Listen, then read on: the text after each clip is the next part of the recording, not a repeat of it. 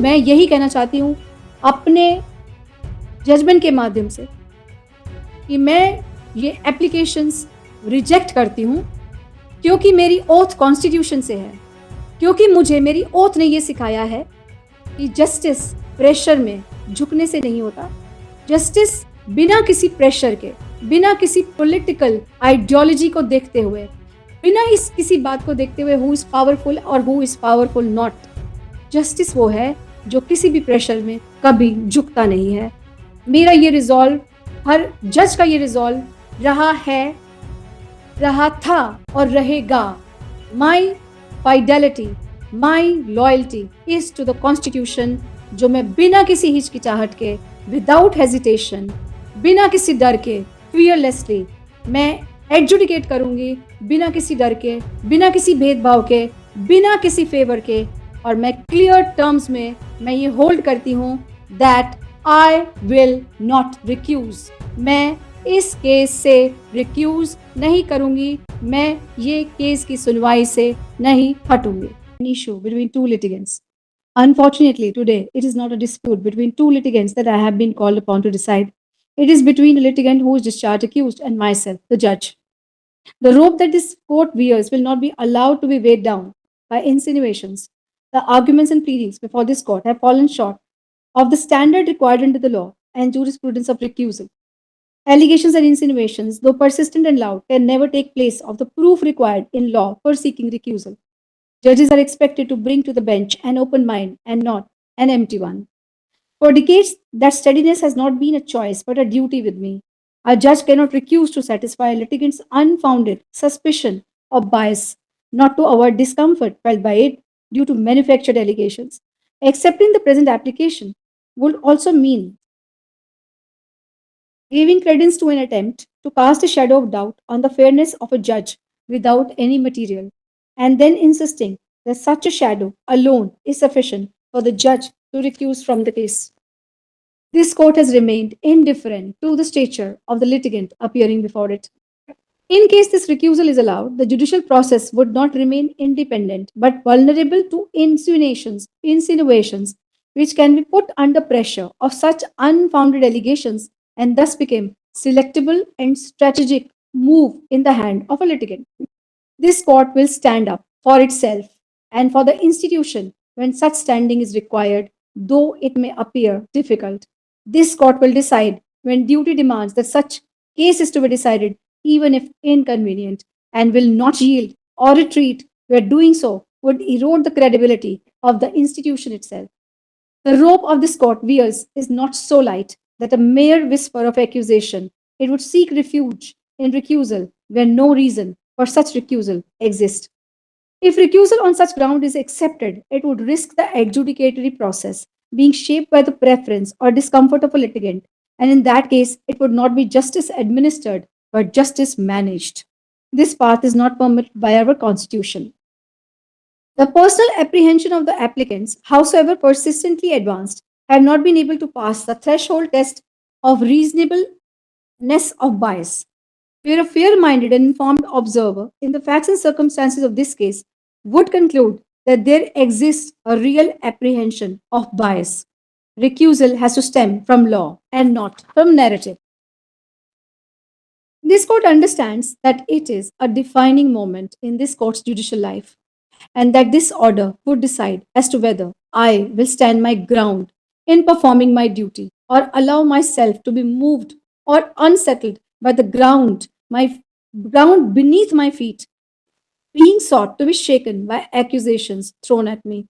If the grounds raised in these applications were to be accepted as valid grounds for disqualification of a judge from hearing a case, the qualification for judicial office itself would have to be redrawn, suggesting absence of a family, absence of past association, and complete absence of social or official engagement with the bar. The Constitution, fortunately, does not prescribe such solitude as a qualification to be a judge. As curtains are drawn on the arguments in these applications seeking recusal, I must add, in this case, the file seeking recusal did not arrive with evidence. It arrived on my table with aspersions, insinuations, and doubts cast on my fairness and impartiality. Though quietly worded and couched in legally assembled sentences, yet carrying much beyond the phrases. The applications were not questioning a decision, but whether the decision maker could make a decision. The easier path of recusal would have offered a quiet exit, avoided, avoided discomfort, and closed the manner without confronting the allegations, suggestions, and insinuations. However, this court knows that the office of a judge demands restraint and silence. Yet, such restraint and silence must not cause injury to the institution itself. Every unproven and unfounded accusation of bias or partiality is not merely a question put to an individual judge, but also casts aspersions upon the collective integrity of the institution of the judiciary itself. It is for this reason that this court has decided to speak through this judgment, not to defend myself, but to defend that collective trust. This court is conscious of the constitutional office it holds and the discipline it demands. It has no personal interest, direct or indirect, in the outcome of the present matter. The allegations leveled, the grounds raised, and the associations referred to, as discussed above, were neither proximate nor relevant to the issue in question. What lends a deeper disquiet to the present application, as also submitted by the learned Registrar Solicitor General, is the attempt to attach a media driven narrative to the proceedings, including instances of vilification without accountability. This court, being trained to remain uninfluenced by such external narratives, has proceeded to decide the matter uninfluenced by any such pressure. The rule of law is not upheld on the basis of repeated allegations or media headlines, however persistent or widespread they may be. It rests on the objectivity and impartiality expected of a judge, which this court has adhered to. At the same time, the subtle attempt to discredit the institutional integrity of the court and the concerns arising therefrom have been rightly placed on record by the learned Solicitor General. The powerful and the powerless are equal before this court. There may be a political figure as one of the respondent applicants before it. However, the law remains completely indifferent to the status of a litigant. The courts stand firm in their duty to treat all litigants equally. The office of a judge also demands detachment from self, for the self must yield to the credibility of the institution. If this court was to recuse, it would not be prudence, but abdication of duty, and would amount to lending legitimacy to aspersions, insinuations, and doubts when no ground for the same exists.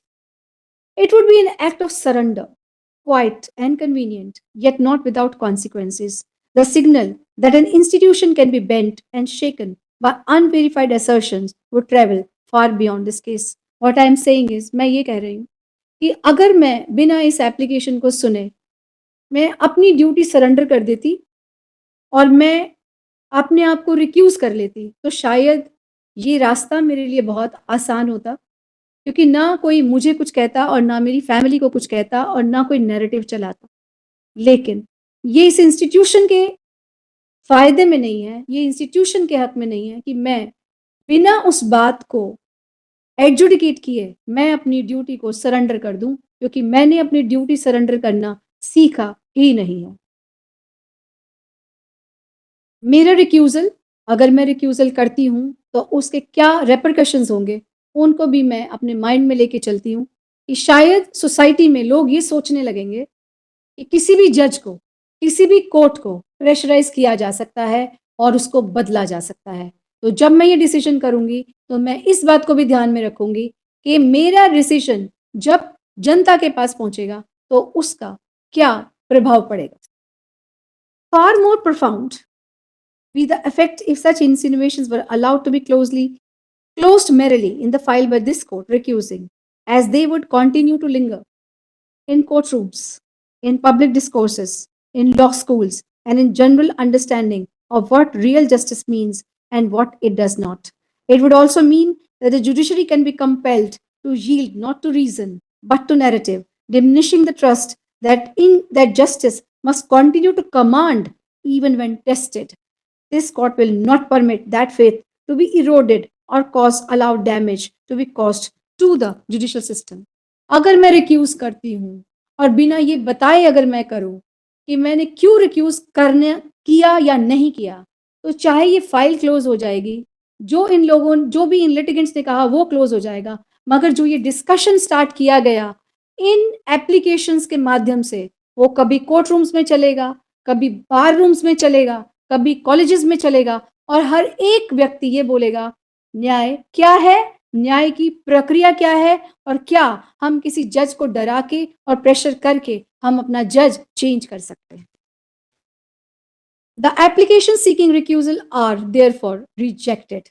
And in this rejection, this court affirms its fidelity to the Constitution on behalf of myself and every judge who stands by it. Justice lies not in yielding under pressure, but in doing justice objectively while enduring that pressure. Has been, and will remain the solemn trust, quiet strength, and unwavering resolve of this court to remain faithful to this oath, to not choose the easier path of recusal, but to walk the path shown by the Constitution unhesitatingly, fearlessly, and adjudicating without fear or favor, and state in clear terms. मैं यही कहना चाहती हूँ अपने judgement के माध्यम से कि मैं ये एप्लीकेशंस रिजेक्ट करती हूँ क्योंकि मेरी ओथ कॉन्स्टिट्यूशन से है, क्योंकि मुझे मेरी ओथ ने ये सिखाया है कि जस्टिस प्रेशर में झुकने से नहीं होता. जस्टिस बिना किसी प्रेशर के, बिना किसी पॉलिटिकल आइडियोलॉजी को देखते हुए, बिना किसी बात को देखते हुए हु इज पावरफुल और who is powerful not, justice वो है जो किसी भी प्रेशर में कभी झुकता नहीं है. मेरा ये रिजॉल्व, हर जज का ये रिजॉल्व रहा था और रहेगा. My fidelity, my loyalty is to the Constitution, जो मैं बिना किसी हिचकिचाहट के, विदाउट हेजिटेशन, बिना किसी डर के, fearlessly मैं एडजुडिकेट करूंगी, बिना किसी डर के, बिना किसी भेदभाव के, बिना किसी फेवर के, और मैं क्लियर टर्म्स में मैं ये होल्ड करती हूँ that I will not recuse. मैं इस केस से रिक्यूज नहीं करूंगी, मैं ये केस की सुनवाई से नहीं हटूंगी.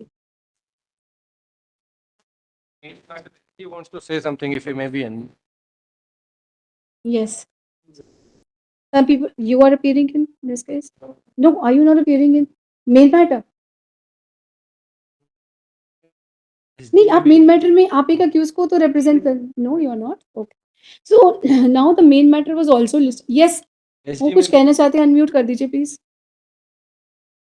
उन्हें अनम्यूट कर दीजिए please. It is logged. He is trying. Lord, your ladyship, let me say this, my lord, leaving the brief aside, and only as a student of law, your ladyship has really upheld the oath of constitutional office of deciding without fear. This is really a defining moment for the institution.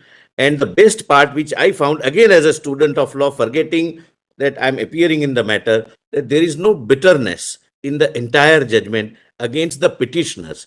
Your ladyship merely laid down the law on recusal and how an upright judge would deal with such a matter. I'm really grateful for that. My request is... This is the judgment that I had to pronounce.